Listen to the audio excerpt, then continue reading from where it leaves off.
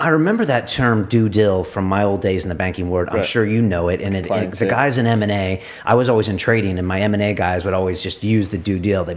They would always use it as Wall Street guys did in a non-Wall Street term. Like you're about to get married, they'd be like, did you do the DueDil on her? Right. And it was always like you're about to do a deal, and then you need to do the due diligence, as in run through all the numbers. And it was never considered necessarily a sexy thing to do because the analysts would kind of do it. But it was the way you found out if the deal was really worth doing or if you were just going to buy a dream or something you weren't being told. And I was wondering, if you look at your business model, it seems like so many great companies, so simple, and yet it's such a big game changer. And like you guys are getting awards for good reasons. When did DueDil and data like this become so hot and become so sexy and so important? Well, I think that there are a number of ways of explaining it, but I think the easiest way to explain it, and both of you worked in public markets, well, if you look at the bid to ask spread, so the difference between what I want to sell versus what somebody wants to buy, that's dropped down to next to zero, which means that all of these algorithmic trades are creating so much liquidity in the market. There's so much, there are algorithms producing news, and there are algorithms reading the news and taking actions on top of the news, and that's dropped the bid-ask spread next to zero.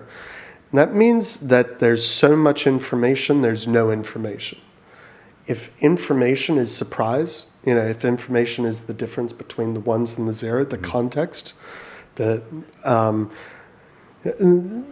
means that you have to go to other markets to find the excitement, right? To find the opportunity. When you look at private markets in Europe alone, there's a 250 billion euro shortfall in SME lending. There's a 450 billion euro misallocation of finance to private companies. These are indicators that there's a huge amount of disorder in the information. And it wasn't that long ago that public companies acted like private ones. Public companies only present their financials 4 times a year, right? It's not, the rest is speculation, or news from the company. But that's going to change. 99.8% of businesses are private. They make up 50+% of GDP across any first world economy. And if you look at those stats, then you realize the amount of opportunity is really, people say we're going to be, that the economy is going to change because of the, small to medium-sized businesses. Well, that's why, right? The opportunity is with the small to medium-sized businesses.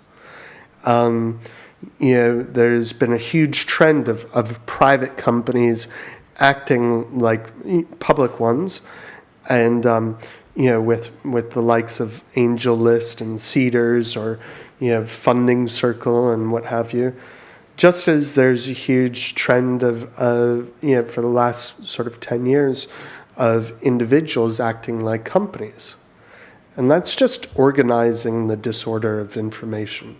So the eBays, the Stripe, the eBays, the Squares of the world, that's the people acting like companies, and then you have the Funding Circles, the AngelLists, and ourselves, the private companies acting more like public ones.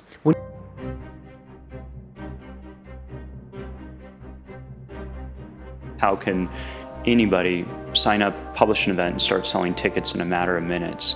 We love the notion of people gathering. We really thought about low friction. We want to be that cable TV of live experiences. We basically broke all the startup rules. It's fairly insane to go into a business venture with your fiance. My advice, to any 20-year-old or fledgling entrepreneur is to not listen to their parents. Do something really incredible.